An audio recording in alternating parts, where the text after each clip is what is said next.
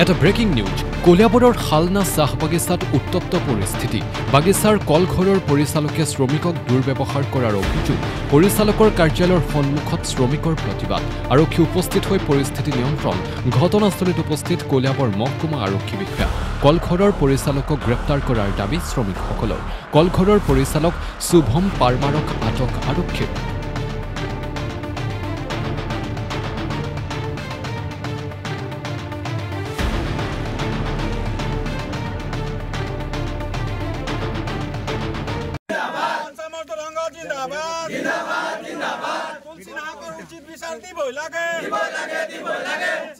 উচিত বিচার করিবই লাগে এসএমএস লং লেগ এসএমএস লং লেগ শ্রমিক ঐক্য জিন্দাবাদ শ্রমিক ঐক্য জিন্দাবাদ আমাকে উচিত বিচার করি দিবই লাগে মজদুর অঙ্গ জিন্দাবাদ তুলসী নাকক উচিত বিচার করি দিবই লাগে মুখ্য পরিচালক মুর্দাবাদ মুখ্য পরিচালক গো বেগ মুখ্য পরিচালক আমাক না লাগে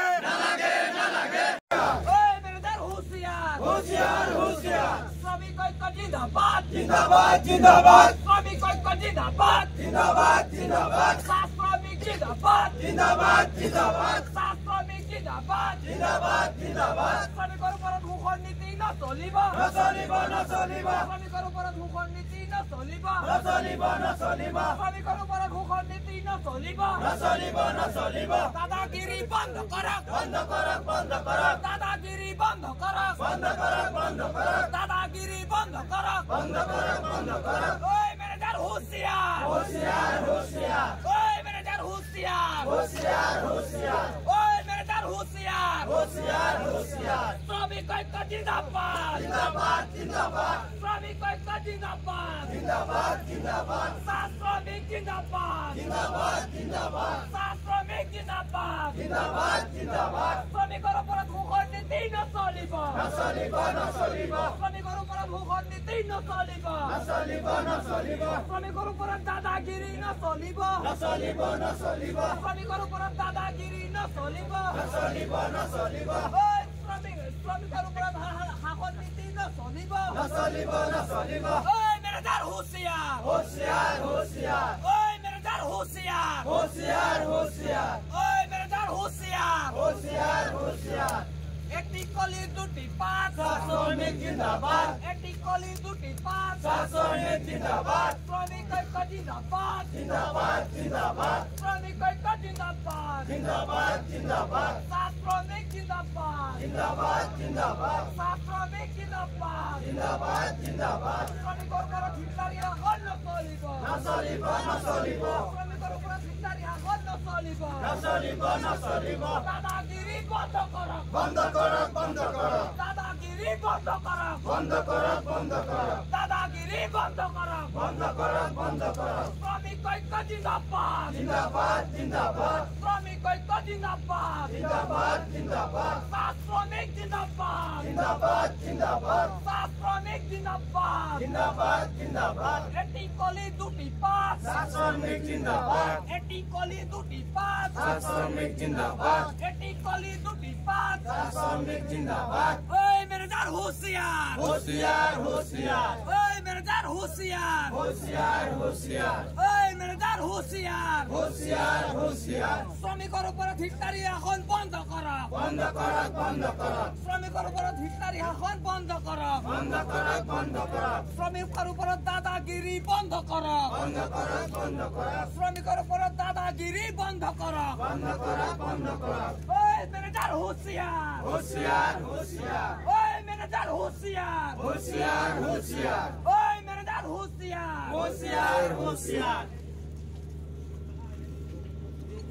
দাদা কি হৈছিলে ইয়াত যেহেতু আমি বিশেষ সূত্ৰে গম পালোঁ কালি আপোনাৰ আমাৰ উৰিয়া বস্তিৰ এজন স্থায়ী শ্ৰমিক নাম শ্ৰী তুলসী নায়ক তেওঁ ফেক্টৰীত কাম কৰি থকা অৱস্থাত বিনা কোনো কাৰণত আপোনাৰ যিটো আমাৰ ফেক্টৰী মেনেজাৰে তেওঁৰ ওপৰত ব্যৱহাৰ কৰে তেওঁক মাৰপিট কৰে আৰু তাৰ লৈ পেলাই আজি আমি অসম স্বাধীনতা ছাত্ৰ সন্থাই ৰাতিপুৱা আহি খালনা ফেক্টৰী ঘেৰাও কৰোঁ।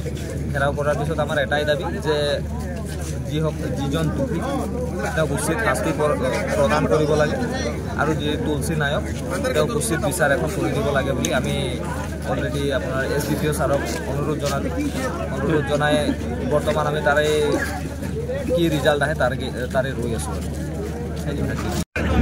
আমাৰ বাবু এজন আছিলে আৰু বিকাশ শৰ্মা বুলি ল'ৰা এটা আছিলে, আমাৰ লগৰকেইটাও এৰাইছে, মানে চাহাবৰ লগত কোনো টোমাছেই কৰা।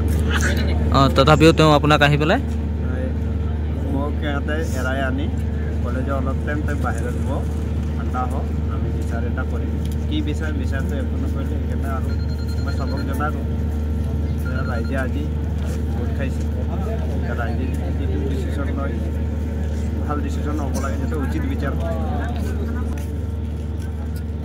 মানে চাহ খুৱাব 11 বাজি গ'ল, চাহ খাব যোৱা নাই মই বুলি নহয়, 3জন মানুহ কাম কৰিলে এজন চাহ খাই গ'লে 2জনত কাম নহয়।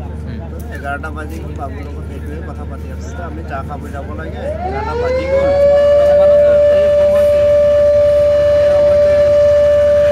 চাহাবে আহি মোক ধাক্কা মাৰি পেলাই দি মোৰ ডিঙি চেপি মাৰধৰ কৰিছে, মাৰিছে। আপুনি ক'ৰবাত দুখ চুখ পাইছে নেকি? মইতো এনেই কেইদিনৰ আগতে ফেক্টৰীতে এক্সিডেণ্ট হৈছিল, মোৰ এনেই ৰাজহাড় ভাঙাই আছে, তথাপিও মই কষ্ট কৰি কাম কৰি আছোঁ। এনেকৈ মাৰধৰ কৰিলে চলিব। আপুনি কি বিচাৰে এতিয়া?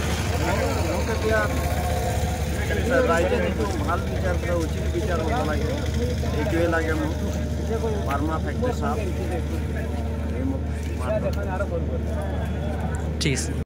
হয়, আজি আমি অসম স্বাধীনতা জাতীয় ছাত্ৰ সন্থাই আপোনাৰ পুৱা প্ৰায় 6:30মান বজাত আমি গম পালোঁ যে আমাৰ এজন শ্ৰমিক, তেওঁ স্থায়ী শ্ৰমিক হয়, আপোনাৰ চালনা ফেক্টৰীত কাম কৰে। তেওঁৰ নাম হৈছে আপোনাৰ তুলসী নায়ক। তুলসী নায়কক বিনা কোনো কাৰণত, কোনো তেনেকৈ বিশেষ কাৰণ নোহোৱাকৈ আমাৰ যিটো ফেক্টৰীৰ মেনেজাৰ আপোনাৰ শুভম পাৰমাৰ বুলি কয়, তেওঁ বিনা কাৰণত তেওঁৰ গাত হাত তুলিছে আৰু তেওঁক বহুত বেয়াকৈ মাৰিছিলে। বেয়াকৈ মাৰি তেওঁৰ কাপোৰ কানিও ফালি গৈছে বাৰু, আমি সেইখিনি বস্তু দেখি পাইছোঁ।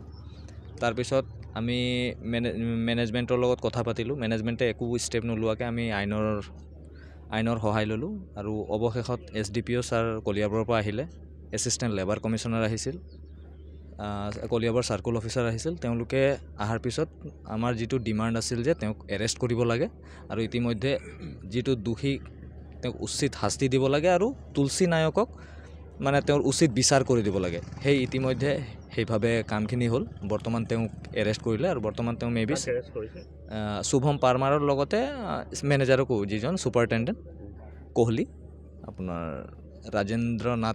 জিতেন্দ্ৰ নাথ কোহলি, তেওঁকো এৰেষ্ট কৰিছে।